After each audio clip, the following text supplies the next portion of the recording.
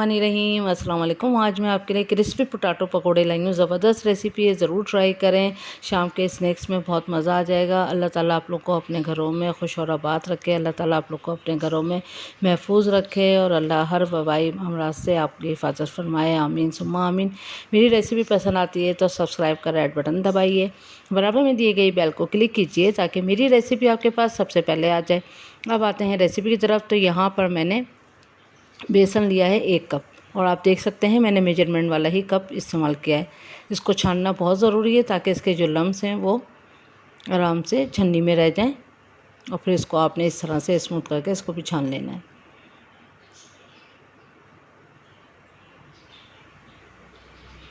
फिर इसमें हमने हल्दी पाउडर डाला है 1/2 टीस्पून, नमक डाला है 1 टीस्पून, फिर दही डाला है हमने 2 टेबल स्पून और फिर इसको हमने थोड़ा मिक्स कर देना है और हल्के हाथ से हमने पानी डालना है। थोड़ा सा, बहुत थोड़ा थोड़ा करके पानी डालना है, एकदम से नहीं डालना। बहुत पतला भी नहीं और बहुत गाढ़ा भी आमेज़ा हमें नहीं चाहिए। ये पकोड़े मैं आपको इसलिए बता रही हूँ कि इसमें 2 टॉप सीक्रेट हैं, एक दही और एक आगे जाके बताऊँगी आपको। एक और चीज़ डालूँगी, एंड तक वीडियो देखिएगा तो उससे पकोड़े क्रिस्पी भी बनेंगे और बहुत टेस्टी भी होते हैं। तो इसमें बेकिंग पाउडर और बेकिंग सोडा का इस्तेमाल नहीं किया जाएगा। तो ये दही से बनेंगे और आगे जाके बताऊँगी मैं आपको कि क्रिस्पी किस चीज़ से मैं करूँगी। अच्छी तरह से आपने इसको फेंट लेना है। आप देख सकते हैं एक अच्छा सा क्रीमी सा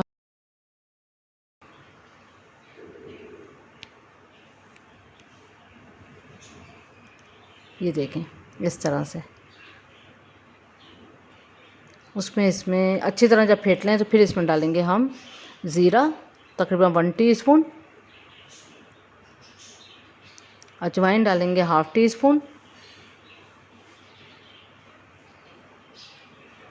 कुटी लाल मिर्च डालेंगे 1.5 टीस्पून, काली मिर्चों का पाउडर जाएगा 1/2 टीस्पून, गरम मसाला पाउडर जाएगा 1 टीस्पून और फिर हरा धनिया जाएगा 1/4 कप बारीक कटा हुआ।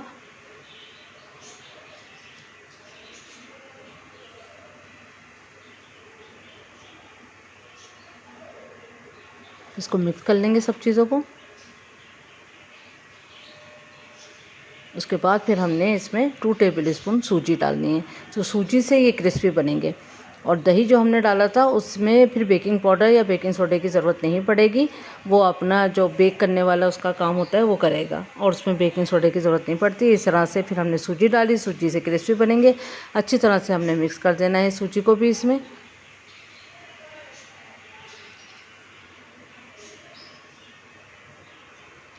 दो से 3 मिनट इस तरह फेंटेंगे हम इसको। इसमें ये मैंने स्किप करी है वीडियो, लेकिन मैंने यहाँ पर इसको 2 मिनट तक फेंटा था। फिर उसके बाद इसको ढक के रख देंगे तकरीबन 5 से 10 मिनट तक के लिए। उसके बाद फिर हम इसमें आलूओं की प्रिपरेशन करते हैं। आलू को मैंने छीला है और छील कर मैंने इस तरह से इसको स्लाइस में काटा है। इसको मैंने इस तरह से नहीं काटा है, इस तरह से, क्योंकि ये छोटे छोटे से पीस हो जाते हैं काफ़ी। तो ये बड़े बड़े पीस चाहिए हमें। और आप देख सकते हैं ये कितने पतले हैं कि ये देखें अच्छे खासे ये पतले चाहिए, वरना अगर बहुत ज़्यादा मोटे काट देंगे तो ये कच्चे भी रह जाएंगे और क्रिस्पी भी नहीं बनेंगे। आप देख सकते हैं कितने पीछे से उंगली तक नज़र आ रही है। ये इतने पतले पतले कटेंगे और काटने के बाद इसको हम पानी में डाल देंगे ताकि ये काले नहीं पड़े।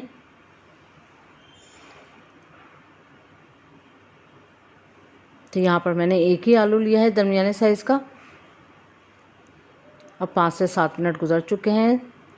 ये देखें सूजी भी थोड़ी सी फूल चुकी है। अब हम इसको कोट करते हैं। अगर बहुत पतला कर दिया तो ये पूरा अमेज़ा जो है बह जाएगा और अगर आपने बहुत गाढ़ा कर दिया तो अंदर से जो आलू है वो सख्त रह जाएगा। तो ये देखें इस तरह से करना है बस। और गरम ऑयल में हमने डालना है, बहुत गरम में भी नहीं लेकिन गरम में डालना है।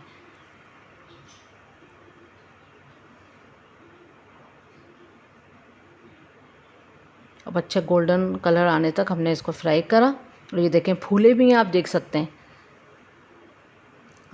हैं ये फूले भी हैं अच्छे से और ये आप देख सकते हैं अच्छे से ये क्रिस्पी भी हैं और गोल्डन कलर आ गया है। तो आप इसको निकाल लेते हैं। तेल को यहीं पर हम झाड़ देते हैं अच्छी तरह से।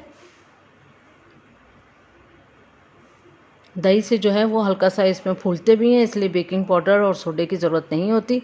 तो दही के साथ एक बार ज़रूर ट्राई करिएगा आप इसको।